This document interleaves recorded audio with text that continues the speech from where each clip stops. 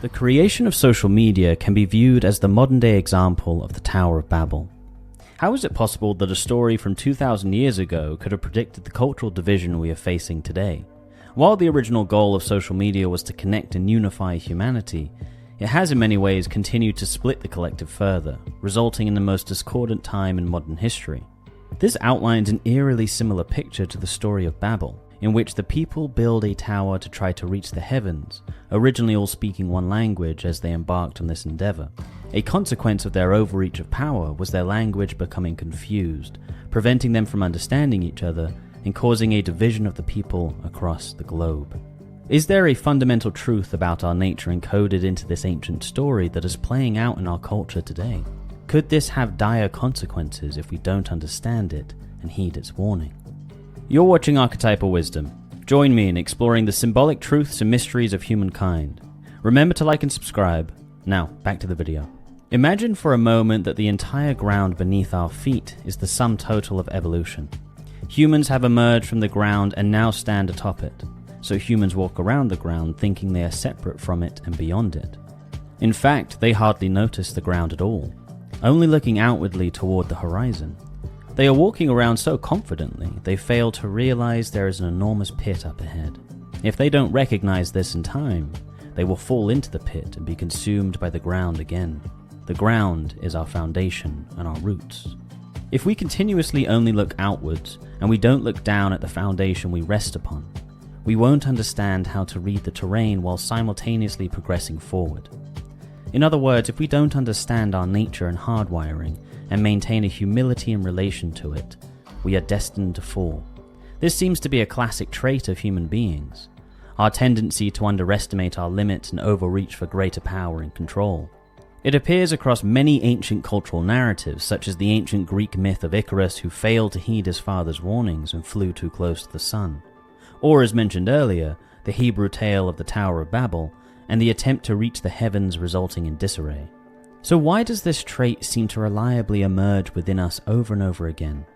Well, in his book Sapiens, Yuval Noah Harari outlines that around 70,000 years ago, sapiens, or modern humans, suddenly developed cognitively in a strange and significant way. This is referred to as the cognitive revolution. This was the turning point for our species when our language and social capacity started to develop dramatically in complexity, allowing us to climb the food chain. This is crucial to understand because the existence of sapiens has been detected much earlier than that, around 300,000 years ago. Before the cognitive revolution, we were very much in the middle tier of the food chain. So how does this relate to our all-too-human tendency of grandiosity? Well, unlike the other species at the top of the food chain, such as lions and sharks, they earned that position over millions of years. In other words, their hardwiring is aligned perfectly with this position of dominance. Us humans, on the other hand, made a quantum leap evolutionarily speaking, and now we are the most dominant creature on Earth. The trouble here is that our nervous system and hardwiring hasn't quite caught up with our position of dominance. Therefore, we are plagued with a classic case of overcompensation. We carry with us the anxiety of this middle-tier position, but now wielding immense power. Strangely enough, our superpower of language and communication, combined with our tendency to overcompensate, maps surprisingly well onto what's happening within social media. In the early 2000s, there was the social media boom which brought with it the great promise of connecting the world. It had humble beginnings. For example, Facebook started exclusively on college campuses and was only spread by word of mouth. In fact, most early social media platforms were fueled by word of mouth, user engagement, and the network effect. For a while, it served as a purely social and professional engagement, fostering community and tapping into our deep-seated nature of socialized community. However, it wasn't long before the appetite of the social media companies grew rapidly and somewhat sinisterly expanded. Over time, they began harvesting data to better track people's online behavior to take advantage of monetary opportunity. This meant that they could target people more effectively with advertisements, plus they developed algorithm-led feeds with the sole goal of maintaining one's attention, and this was most successfully achieved with fear. Through data analysis and behaviorist techniques, social media platforms learned how to exploit psychological triggers to keep users engaged and influence their behavior subtly. By controlling the flow of information and the visibility of content, These platforms gained the ability to shape public opinion, societal trends, affecting everything from consumer behavior to political opinions. All of this being driven by the desire for more power in the form of wealth and influence, echoing our species' tendency to overcompensate for our hardwiring of a lower-level dominance within the food chain. In fact, the way social media companies grew from exclusive word-of-mouth networks to massive global entities mirrors the evolution of how our species has organized itself over time. This development in our organization is perhaps the strangest part of what separates us from other animals and opens up a lot of mysterious questions. Anthropology shows us that typically sapiens organize themselves into groups no larger than 150 people. They would choose a leader who was the most competent and good at managing the social equilibrium. A huge part of this social equilibrium was managed by social interactions and essentially gossip. This was a way of vetting who was who and who could trust who, much like the early exclusivity of social media. However, numbers beyond 150 started to become unstable, and this natural process of socially maintaining harmony of such a group deteriorated. So how were we able to expand and organize above 150 members of a community? Well, part of the cognitive revolution allowed sapiens to begin abstracting concepts using language. They were able to not only describe what was what and who was who in their surroundings, but they were able to start using symbolic language. This is the idea of a shared myth, which allowed the leader of the group to essentially be abstracted into a concept that could unite much larger groups, leading to the giant cities and societies we have today.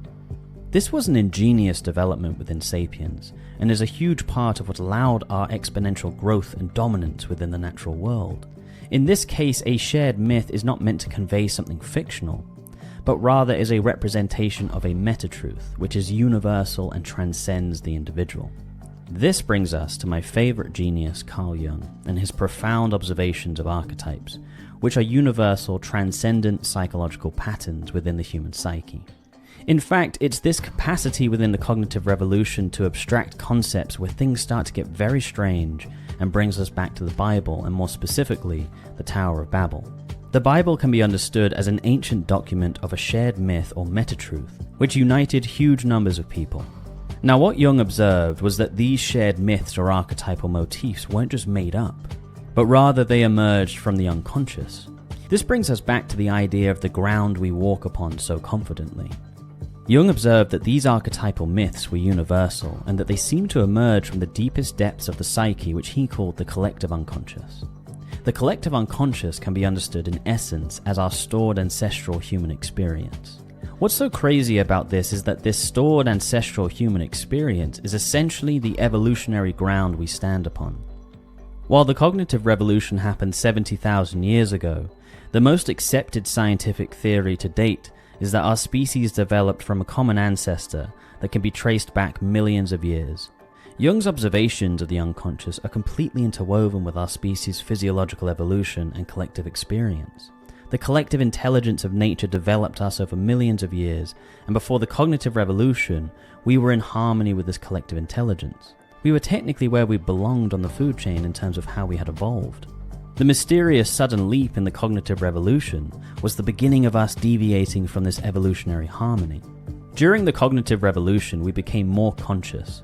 However, the unconscious stored database of human experience was still very present and influencing us. As we learned to abstract concepts which united us, we were essentially symbolizing the universal patterns of our psyche which governed us from within. This is why they were such powerful uniting forces or shared myths. They symbolically reflected deep truths about our hardwiring. From this angle, the Bible takes on a whole new fascinating perspective. It contains deep archetypal reflections of our nature. This helps to explain the bizarre and fascinating phenomenon of an ancient story seeming to predict what we are experiencing in our current culture. In other words, the echo of the Tower of Babel within the social media enterprise of the present day. In the Tower of Babel, the people all spoke one language. They had become unified. They wanted to build a tower to the heavens to make a name for themselves. In this grandiose and prideful seeking of power, God removed their ability to understand each other, and the people were divided and scattered. Well, is this not where we find ourselves today?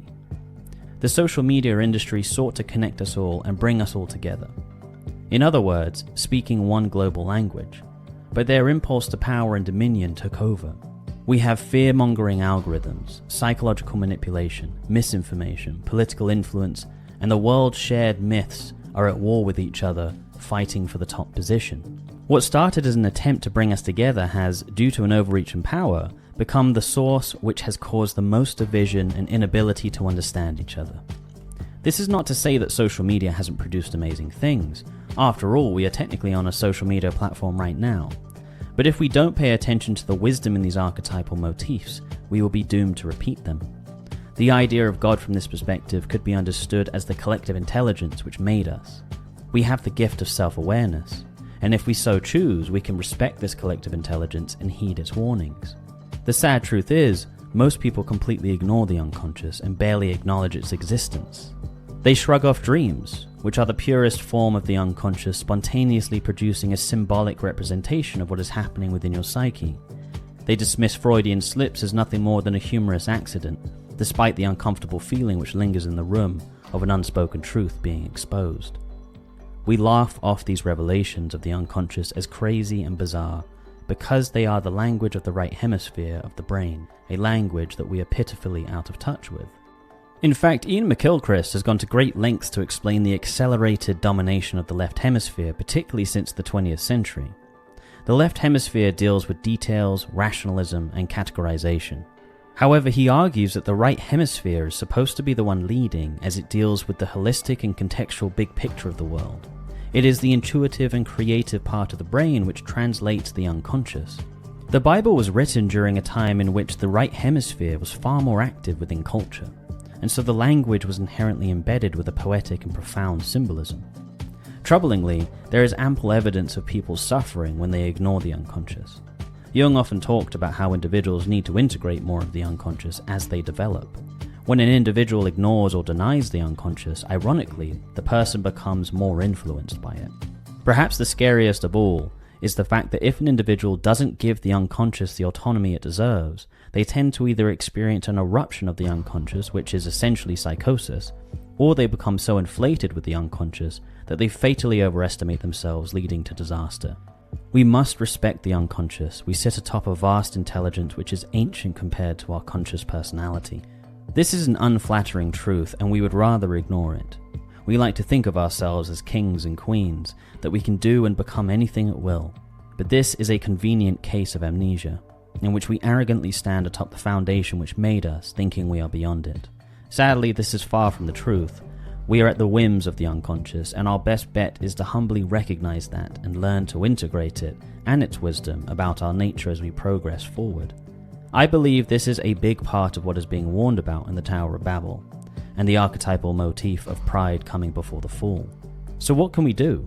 Well, the message of this archetypal story clearly is that we must bow to God, perhaps a symbol of this higher intelligence which formed us. In other words, to face ourselves sincerely and humbly, to recognize, as painful as it is, that we are not the total masters in our own home. Engage with the unconscious, explore it, investigate your dreams, check yourself when you accidentally say something revealing. Society is made up of individuals, and one person can make a fateful difference. Today, in the age of social media, we find ourselves in the depths of this archetypal motif, and in a very precarious place indeed. If we fail to recognize this, we will fall again, like many great civilizations before us. You've been watching Archetypal Wisdom. Remember to like and subscribe. Stay wise.